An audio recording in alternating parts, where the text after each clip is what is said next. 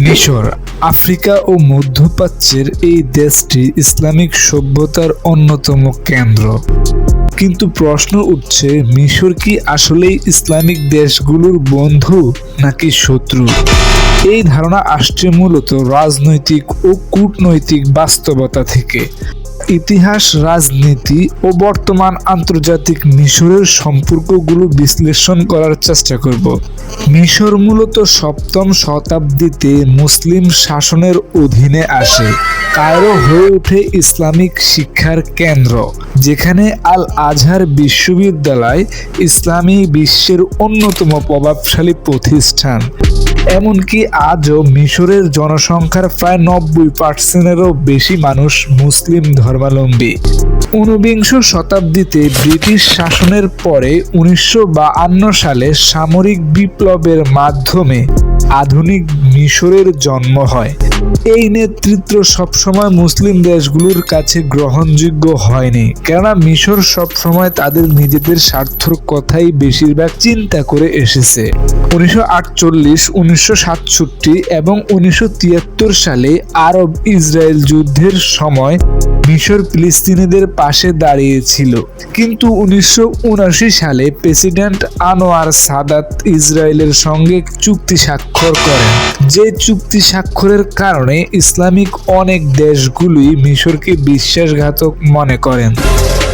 তখন থেকেই মূলত অনেকের চোখে মিশর আরব ঐক্যের ভঙ্গকারী, অর্থাৎ মিশরই মূলত আরব ঐক্যের মধ্যে ফাটল ধরিয়েছেন।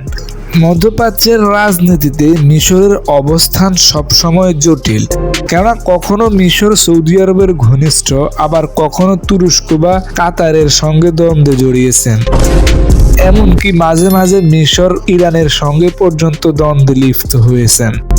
ফিলিস্তিন ইস্যুতে মিশরের ভূমিকা আজও বুঝতে পারেনি ইসলামিক বিশ্ব।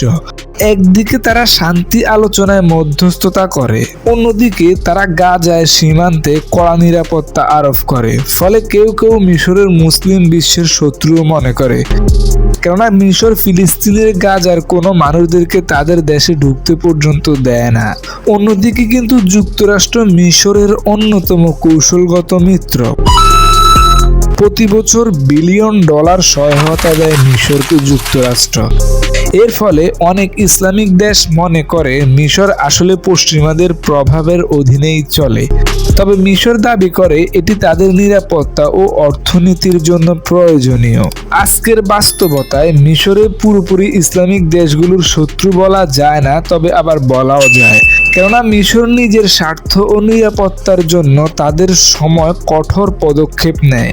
এতে একাংশ তাদের সমালোচনা করে, আবার অন্যরা এটাকে রাজনৈতিক কৌশল হিসেবেও মনে করেন। তবে পরিশেষে বলা যায়, যেহেতু মিশর ইসলামিক দেশ, তাহলে এখন প্রশ্ন থেকেই যায় যে মিশর কি আসলে ইসলামিক দেশগুলোর বন্ধু নাকি শত্রু? সত্যি বলতে উত্তরটা নির্ভর করে আপনি কোন দিক থেকে তাকাচ্ছেন। ইতিহাস বলছে মিশর কখনো নেতৃত্ব দিয়েছে, আবার কখনো সমালোচিত হয়েছে। তবে একথা নিশ্চিত, মধ্যপ্রাচ্যের রাজনীতিতে মিশরকে উপেক্ষা করা যায় না, কেননা মিশর ইসরায়েল এবং মধ্যপ্রাচ্যের মধ্যে দাবার গুটির ছক। তবে এখন সামনের পরিস্থিতিই বলে দিবে মিশর কি আসলে ইসলামিক দেশগুলোর শত্রু নাকি বন্ধু।